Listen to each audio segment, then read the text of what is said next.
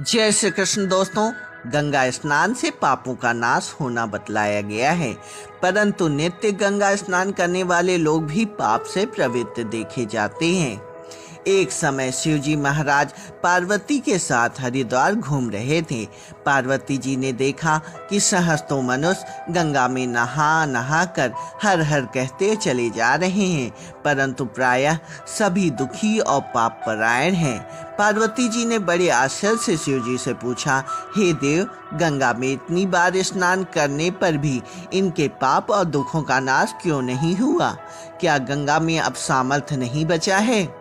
शिव जी ने कहा, प्रिय, गंगा में तो वही सामर्थ्य है, परंतु इन लोगों ने पापनाशनी गंगा में स्नान नहीं किया, तब इन्हें लाभ कैसे होगा? पार्वती जी ने बड़े आश्चर्य से पूछा, स्नान नहीं किया? सभी तो नहा नहा कर आ रहे हैं, अभी तक तो इनके शरीर भी नहीं सूखे हैं। शिव जी ने कहा, ये केवल जल में डुबकी लगा कर आ रहे हैं, तुम्हें कल इसका रहस्य समझाऊंगा। दूसरे दिन बड़े जोर की बरसात होने लगी। गलियां कीचड़ से भर गईं।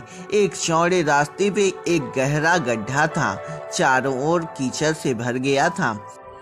शिव जी ने लीला से एक विद्ध रूप धारण कर लिया और दिन की तरह गड्ढे में जाकर ऐसे पड़ गए जैसे कोई मनुष्य चलता चलता गड्ढे में गिर गया हो और निकलने की चेष्टा करने पर भी नहीं निकल पा रहा है। पार्वती जी को उन्होंने यह समझाकर गड्ढे के पास बैठा दिया, देखो, तुम लोगों को सुना सुना कर यूं पुकारती रहो कि मेरे विद्ध पति अकस्मात गड्ढे में गिर गए हैं, कोई पुण्य आत्मा इन्हें निकालकर इनके प्राण बचाए और मुझ असहाय की सहायता करे। जी ने यह भी समझा दिया कि जब कोई गड्ढे में से मुझे निकालने को तैयार हो जाए तो इतना कह देना कि भाई, मेरा पति सर्वथा निष्पाप है, इन्हें वही छुए जो स्वयं निष्पाप हो। यदि आप निष्पाप हैं तो हाथ लगाइए, नहीं तो हाथ लगाते ही आप भस्म हो जाएंगे। पार्वती जी ने तथास्तु कहकर गड्ढे के किनारे बैठ गईं और आने जाने वाले लोगों को सुना सुनाकर शिव जी की सिखाई बात कहने लगीं। गंगा में नहाकर लोगों के दल आ रहे थे। सुंदर युवती को बैठा देखकर कईयों के मन में पाप आया। कई लोग लज्जा से डरे तो कईयों को कुछ धर्म का भय हुआ, कई कानून से डरे। कुछ लोगों ने तो पार्वती जी को यह भी सुना दिया कि मरने दे बुढ़े को, उसके लिए क्यों रोती है। आगे और कुछ दयालु सचरित पुरुष थे। उन्होंने कर्णावश होकर युवती के पति को निकालना चाहा, परंतु पार्वती के वचन सुनकर वे भी रुक गए। उन्होंने सोचा कि हम गंगा नहा कर आए हैं तो क्या हुआ, पापी तो हैं ही, कहीं होम करते हुए हाथ न जल जाए। बूढ़े को निकालने जाकर इस स्त्री के कथानुसार हम स्वयं भस्म न हो जाएं। किसी का साहस नहीं हुआ। सैकड़ों आए, सैकड़ों ने पूछा और चले गए। संध्या हो चली थी। शिव जी ने कहा, पार्वती, देखा, आया कोई गंगा नहाने वाला। थोड़ी देर बाद एक जवान हाथ में लोटा लेकर हर हर कहता हुआ निकला।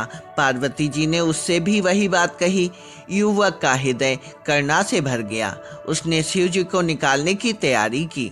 पार्वती ने रोककर कहा, भाई, यदि तुम सर्वथा निष्पाप नहीं होगे तो मेरे पति को छूते हुए जल जाओगे, इसलिए तुम सोचकर ही निकालना। उसने उसी समय बिना किसी संकोच के दृढ़ निश्चय के साथ पार्वती जी से कहा, माता, मेरे निष्पाप होने में तुझे संदेह क्यों होता है? देखती नहीं, मैं अभी गंगा नहा कर आया हूँ। भला गंगा में गोता लगाने के बाद भी कभी पाप रहते हैं? तेरे पति को मैं निकाल दूंगा। युवक ने लपक कर बुढ़े को बाहर निकाल लिया। शिव पार्वती ने उसे अधिकारी समझकर अपना असली स्वरूप प्रकट कर उसे दर्शन देकर कृतार्थ किया। शिव जी ने पार्वती से कहा, इतने लोगों में से इस एक ने ही गंगा में स्नान किया है। इसी दृष्टांत के अनुसार जो लोग बिना श्रद्धा और विश्वास के केवल दंभ के लिए गंगा में स्नान करते हैं, उन्हें वास्तविक फल नहीं मिलता, परंतु इसका यह मतलब नहीं है कि गंगा स्नान व्यर्थ हो जाता है। विश्वास के साथ किए गए गंगा स्नान का फल जरूर मिलता है।